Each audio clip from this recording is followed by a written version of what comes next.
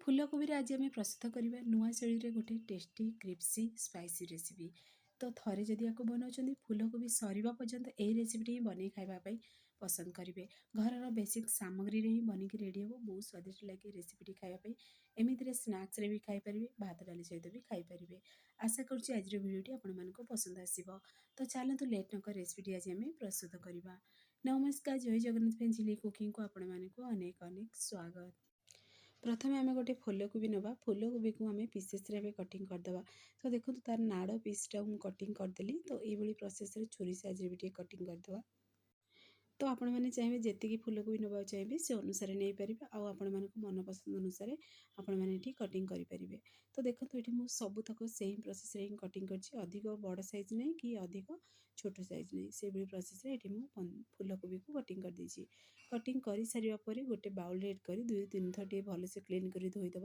पुणी थे से आम हाफ चामच हलदी गुंड एड करदे। हलदी गुंड को एड कर पुणी थे भलसे आपको मिक्स करदे।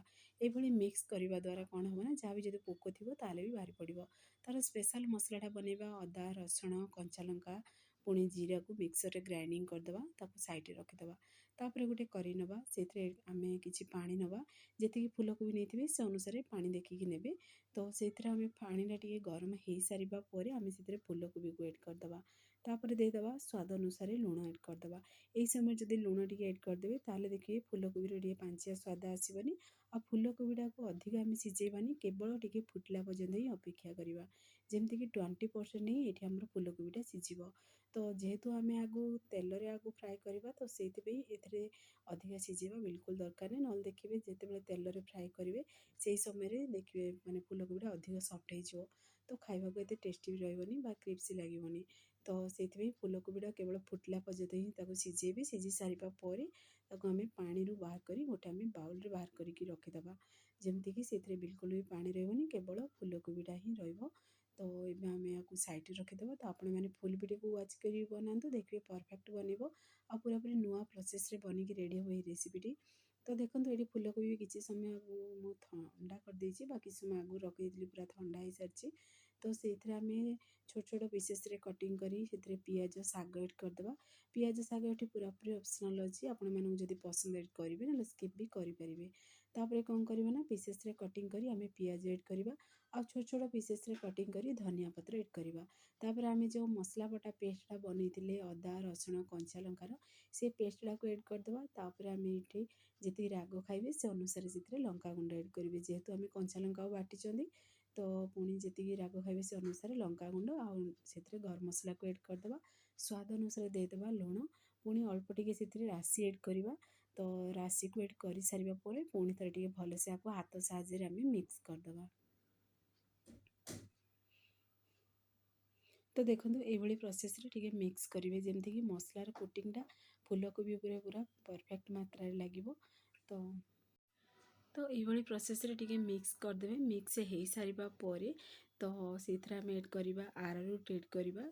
तो जेहेतु आज आम क्रिप्सी टेस्ट तो चिप्स बनाया चाहूँगी से आम से एड करवा गोटे ये देखो छोट गिना नहीं बड़ 2-3 चामच से मुझे एड कर आरारूट आ 2 चामच एड कर बेसन अल्प टिके पानी को आम छिंचिकी भलसे टिके मिक्स करदे।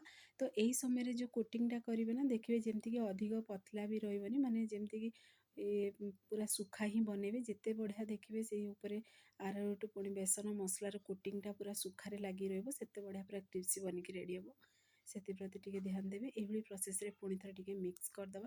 तो आपने चाहिए फूड कलर एड करेंगे ये मुझे अल्प टिके फूड कलर से एड कर पूरा पूरी ऑप्शनल अच्छी। तापर मिक्स हो सारा पर आम गोटे करी किसी तेल नवा तेल पूरा गरम हो सारा पर आम से फूलकोबी गोटे गोटे पीसेस से एड करवा। तो देखो मुझे अधिक मात्रा एड कलिनी केवल अल्प टिके ही से एड कर देखिए जदि अधिका तेल रे अल्प टिके पीसेस से एड करेंगे तो कोबीर ताहले देखिए क्रिप्सी बनिबो आउ फूलकोबीटा परस्पर भीतर लागबनी खाया पूरा टेस्टी लगे। तो गोटे साइड टिके फ्राए हो सारा पर पुणी थे उल्टे देवे।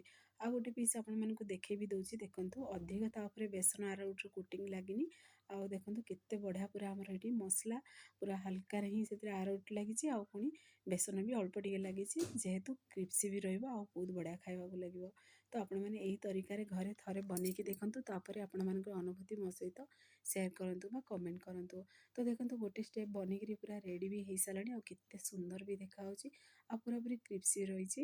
ବହୁତ ବଢ଼ିଆ ପୁରା ଫ୍ରାଏ ହେଇସାରିଛି। ଯେହେତୁ ଆଗରୁ ପୁରା ସିଝେଇ ଦେଇଥିଲେ ଆମେ ଏଠି 20% ଫୁଲକୋବିକୁ ଆଉ ବାକି ପରସେଣ୍ଟଟି ସିଝି ବି ଗଲାଣି। ଆଉ ଦେଖନ୍ତୁ କେତେ ବଢ଼ିଆ ପୁରା କଲର୍ ବି ଆସିଛି ଆଉ ପୁରା ଅଳ୍ପ ଅଳ୍ପ ରାଶି ବି ଦେଖାହେଉଛି। ତ ଆପଣମାନେ ଏଇ ତରିକାରେ ଘରେ ଟ୍ରାଏ କରନ୍ତୁ, ଦେଖିବେ ଛୋଟରୁ ବଡ଼ ସମସ୍ତେ ପସନ୍ଦ କରିବେ। ଆକୁ ଭାତ ଡାଲି ସହିତ ବି ଖାଇପାରିବେ, ଏମିତିରେ ସ୍ନାକ୍ସରେ ବି ଖାଇପାରିବେ। ତ ଫ୍ରେଣ୍ଡସ୍, ଆପଣଙ୍କୁ ଯଦି ଏ ଭିଡ଼ିଓଟି ମୋର ପସନ୍ଦ ଆସିବ ସାଙ୍ଗମାନଙ୍କୁ ସେୟାର କରନ୍ତୁ, ଲାଇକ୍ କରନ୍ତୁ। ଚ୍ୟାନେଲରେ ଯଦି ନୂଆ ଅଛନ୍ତି ଚ୍ୟାନେଲକୁ ମୋର ସବସ୍କ୍ରାଇବ୍ କରିଦିଅନ୍ତୁ, ବେଲ୍ ଆଇକନ୍କୁ କ୍ଲିକ୍ କରିଦିଅନ୍ତୁ, ଯାହାଫଳରେ ମୋର ସବୁ ଭିଡ଼ିଓ ନୋଟିଫିକେସନ୍ ପ୍ରଥମେ ଆପଣମାନଙ୍କୁ ପହଞ୍ଚିବ। ମୁଁ ଏମିତି ଇଜି ଇଜି ଭିଡ଼ିଓ ନେଇ ଆସିବି, ଆପଣମାନେ ଦେଖିକି ଘରେ ଆକୁ ନିହାତି ଟ୍ରାଏ କରନ୍ତୁ। ଆଉ ଯଦି ଫେସବୁକ୍ ପେଜ୍ରେ ଦେଖୁଛନ୍ତି ତାହେଲେ ଫେସବୁକ୍ ପେଜ୍ ମୋର ଫଲୋ କରନ୍ତୁ। ଇନଷ୍ଟାଗ୍ରାମରେ ଦେଖୁଥିଲେ ଫଲୋ କରିବାକୁ ଜମାରୁ ଭୁଲନ୍ତୁନି। ତ ଦେଖନ୍ତୁ ମୁଁ ସେଥିରେ ତେଲରେ ଗୋଟେ ଷ୍ଟେପ୍ ବାହାରି ସାରିବା ପରେ ଛାଣିକିରି ଆମେ ବାହାର କରିସାରିଲେ ଆଉ ଗୋଟେ ଷ୍ଟେପ୍ ବି ସେଥିରେ ମୁଁ ଏଡ଼୍ କରିଦେଲି। ଏଇଭଳି ପ୍ରୋସେସ୍ରେ ଏଡ଼୍ କରିବେ। ଟିକେ ଫ୍ରାଏ ହେଇସାରିବା ପରେ ଓଲଟେଇ ଦେବେ, ଓଲଟ ପାଲଟ କରିକିରି ତାକୁ ଟିକେ ହାଲକା କଲର୍ ପୁରା ଗୋଲ୍ଡେନ୍ କଲର୍ ହେଲା ପର୍ଯ୍ୟନ୍ତ ଟିକେ ଫ୍ରାଏ କରିବେ। ତ ଦେଖନ୍ତୁ ଆଉ ଗୋଟେ ଷ୍ଟେପ୍ ବି ବନିକି ରେଡ଼ି ହେଇସାରିଲାଣି। ତା ସହିତ କଞ୍ଚା ଲଙ୍କା ଆଉ ଅଳ୍ପ ଟିକେ ମୁଁ ତାପରେ ଚାଟ୍ ମସଲା ଏଡ଼୍ କଲି ଚଟପଟା ସ୍ୱାଦ ପାଇଁ। ତ ଫାଇନାଲି ଦେଖନ୍ତୁ ଆମର ରେସିପିଟି ବନିକି ରେଡ଼ି ହେଇସାରିଛି। ତ ଆପଣମାନେ ଫୁଲକୋବି ସରିବା ଆଗରୁ ଏହି ରେସିପିଟି ଘରେ ଥରେ ଟ୍ରାଏ କରନ୍ତୁ, ଦେଖିବେ ସରିବା ପର୍ଯ୍ୟନ୍ତ ବନେଇ ଖାଇବା ପାଇଁ ଇଚ୍ଛା ହେବ। ବହୁତ ସ୍ୱାଦିଷ୍ଟ ଲାଗେ ଏହି ରେସିପିଟି। ତ ଆପଣମାନେ ଟ୍ରାଏ କରନ୍ତୁ। ଫ୍ରେଣ୍ଡସ୍, ଆପଣମାନେ କେଉଁ ଜିଲ୍ଲାରୁ ଦେଖୁଛନ୍ତି ମୋତେ କମେଣ୍ଟ ମାଧ୍ୟମରେ ଜଣାନ୍ତୁ। ମୋତେ ବି ଖୁସି ଲାଗିବ ମୋ ଭିଡ଼ିଓ କେତେଦୂର ପର୍ଯ୍ୟନ୍ତ ପହଞ୍ଚୁଛି। ତ ଆପଣମାନେ କମେଣ୍ଟ କରନ୍ତୁ ଆଉ ଘରେ ଆକୁ ନିହାତି ଟ୍ରାଏ କରନ୍ତୁ। ତ ଦେଖନ୍ତୁ କେତେ ବଢ଼ିଆ ପୁରା ଦେଖାହେଉଛି। ଆଉ ଗୋଟେ ପିସ୍ ଆପଣମାନଙ୍କୁ ମୁଁ ପାଖରୁ କ୍ୟାମେରା ସାମ୍ନାରେ ବି ଦେଖାଇ ଦେଉଛି। ଦେଖନ୍ତୁ କେତେ ବଢ଼ିଆ ଆମର କୋବି ପକୋଡ଼ା ବୋଲି ଆକୁ କହିପାରିବେ, କୋବି ଚିପ୍ସ ବୋଲି ବି କହିପାରିବେ। ଆଉ କେତେ କ୍ରିପ୍ସି ବନିଛି, ବହୁତ ସ୍ୱାଦିଷ୍ଟ ଲାଗୁଥିଲା। ତ ଆପଣମାନେ ଅନେକ ଥର ବନେଇଥିବେ କୋବି ଚିପ୍ସ, ତ ଏଇଭଳି ନୂଆ ତରିକାରେ ଥରେ ବନେଇକି ଟ୍ରାଏ କରନ୍ତୁ। ଦେଖିବେ କୋବି ସରିବା ପର୍ଯ୍ୟନ୍ତ ବନେଇ ଖାଇବାକୁ ଇଚ୍ଛା ହେବ। ପୁଣି ତା ସହିତ ଖାଇବା ସମୟରେ ଅଳ୍ପ ଅଳ୍ପ ପିଆଜ ବି ଲାଗିବ। ତ ଟ୍ରାଏ କରନ୍ତୁ। ସେ ପର୍ଯ୍ୟନ୍ତ ରହୁଛି। ପୁଣି ଏକ ନୂଆ ରେସିପି ନେଇ ଆସିବି। ନମସ୍କାର, ଜୟ ଜଗନ୍ନାଥ।